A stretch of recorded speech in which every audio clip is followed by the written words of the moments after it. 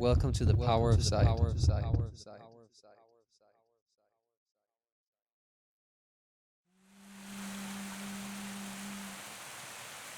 So the concept and the common thread for the Power of Sight exhibition all goes back to the fire, to the first fire that was created and controlled and used by humans. And how that, from that moment on, completely changed the trajectory of humankind as we know it today through the use of energy. And that is what we're trying to link all the works in this show onto that thread. That they're all part of this history that goes back to that first spark.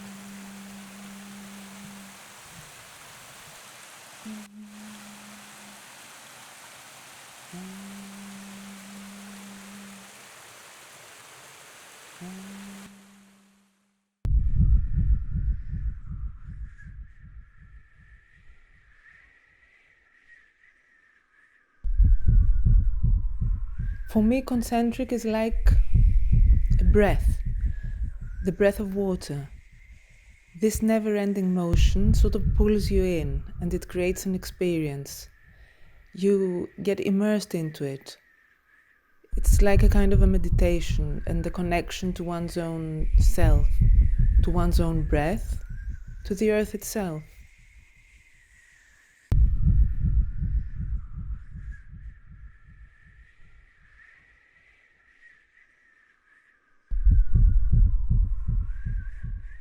At Power of Sight, I am honored to be presenting my sculpture called Shrine. It's my first outdoor sculpture and very abstract piece that speaks to very sacred but universal concepts and values that we all share.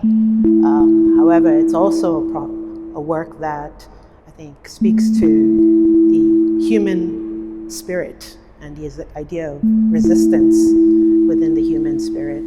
My work is rooted in transformation, the idea of transforming the material and how that material language in turn comes back to transform myself and my audience.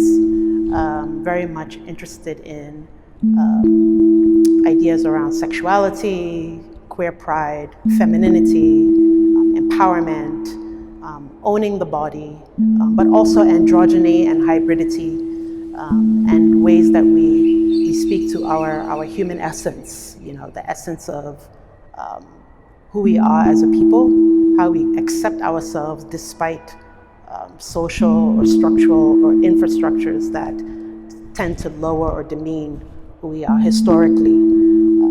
So I think the work is something that is also rooted in, part of it comes from within, it comes from my personal experience, but it's something that I've tried to really bring other folks into the world, into the shrine, into the concept of our bodies are our shrines. So this work is, it's also a material process. The material that I use, umchayelo, the broom, is a very powerful material. So my name is Jake Michael Singer. I'm an artist from Johannesburg. What I'm installing for the exhibition, The Power of Sight, is a continuation of my investigation into murmuration. It's a phenomena that exists in the world that refers to how multiple individual pieces come together to form a complex whole. So if you look at my sculptures, I'm using thousands of tiny pieces of stainless steel 316 fencing material and compiling them into larger collectives that look bird-like. And in there's a contradiction because I'm using a material that is used for fencing and also electric fences, and then it's being shifted into the shape of a bird. So on the one hand, you have confinement and constriction, and the other you have freedom and movement and flight.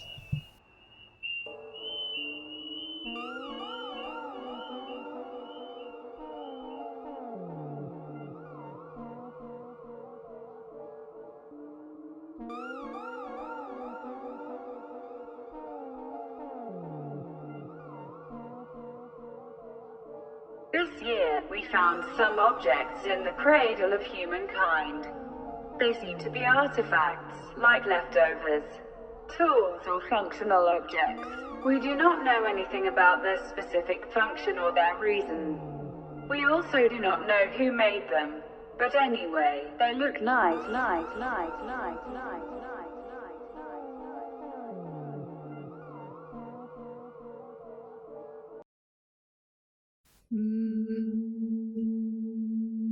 Hi, I'm Wendy Dixon. I'm one half of the artist duo Water Dixon. Hi, I'm Caitlin Water, the other half of Water Dixon. We are, I would say, multidisciplinary artists who work primarily with lights and mirror.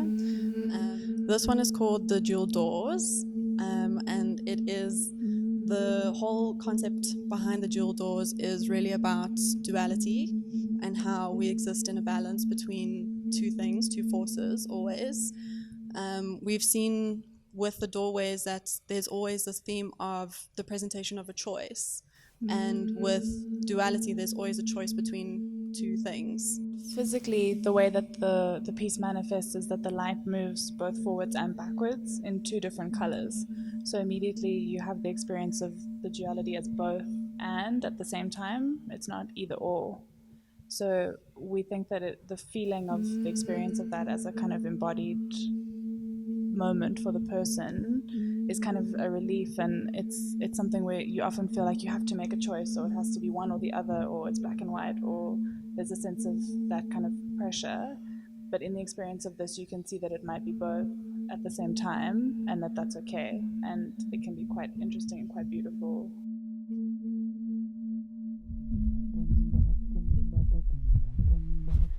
I am Lorena Guillén Vaschetti. I initially created this work for the Cradle of Humankind. I'm interested in this inner rhythm we all carry within that structures our lives. It's the first sound, the first element that structures our lives, our minds, our universe. And we all carry that sound with us within all our lives, regardless of our origin, our class or race or any separation. We can all relate to this sound that gives us a profound sense of peace.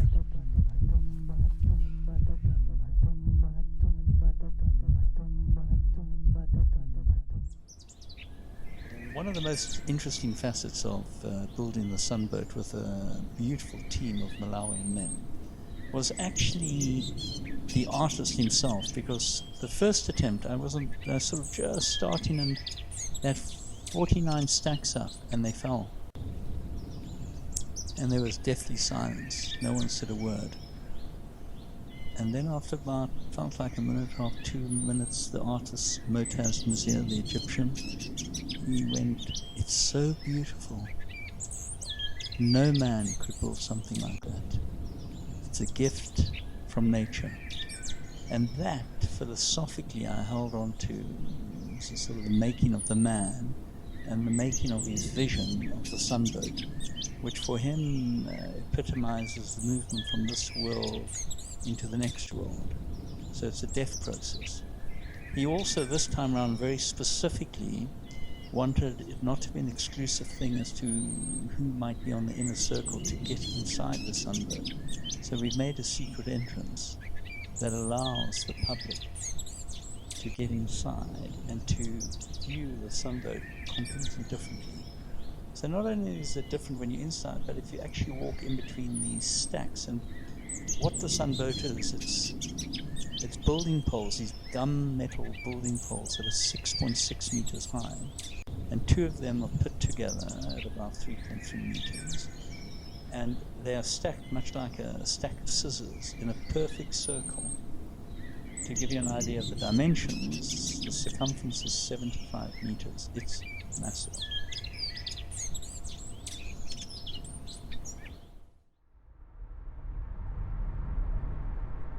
I think as an artist who works with objects of nature, we need to be really aware of how we get the material. So we shouldn't cut trees for the sake of an artwork. That would be just wrong.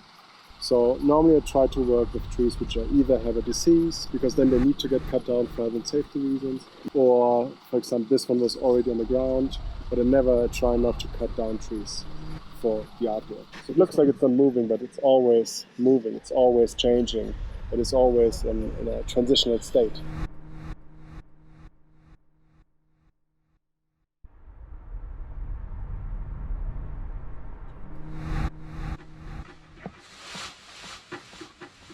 This is a work which is titled Fourth World. Yeah, this is a work which is two statues of Dr. B.R. Ambedkar pointing to two different directions, to east and west. And there are two other pillars which also shows kind of different hierarchies which he wanted to kind of be in conversation. I actually wanted, to have a presence of somebody who stood for the Dalits, the poor, the downtrodden, the outcast in an Indian context, to be exhibited or to be placed in the cradle of humankind. It's all coming together, because Ambedkar, somebody who had tremendous energy as a philosopher, as a thinker, as a constructor of a constitution, and somebody who emancipated the poor in an Indian context and gave a direction to the Dalits in India to educate themselves, to empower themselves, to understand the constituent participation in becoming the great citizens.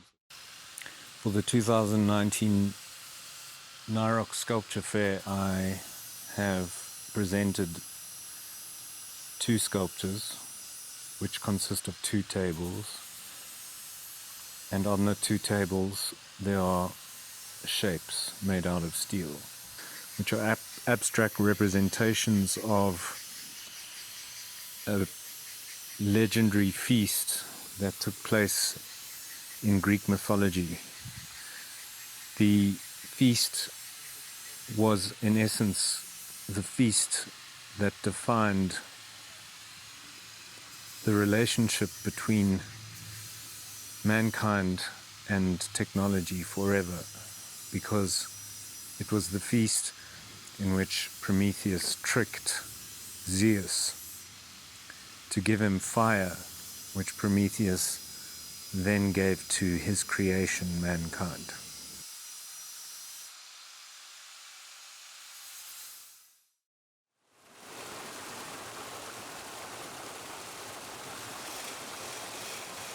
My name is Richard Forbes.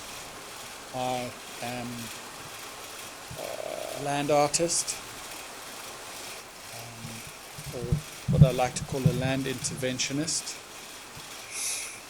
I make art about nature, with nature in the environment. So originally I dreamed up this idea of a big, vibrating, moving spinning top inside a space. For this particular sculpture, though, there's something very important that relates to nature, in that the power of how it moves is driven by water. So this artwork is called the synesthesia of water. That giant device behind me will stand on top of a water wheel down in NIROX, above the weir, and the water wheel will be the energy that turns the spinning top. And so nature and man collaborate.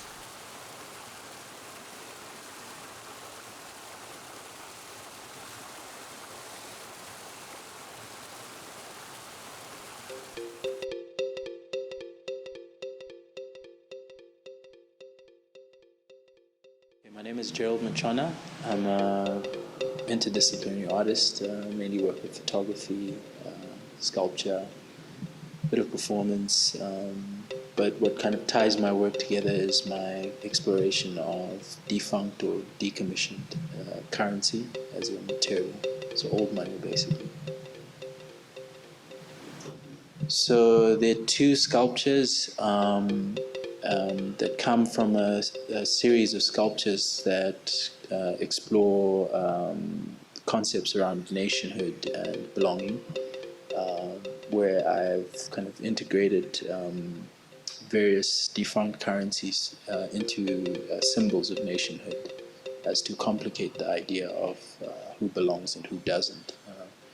With adding these migrant currencies to these symbols, it potentially kind of opens up dialogue around who's accepted and who isn't. And with the new arrivals into a country's national concepts of collective identity kind of disrupts that.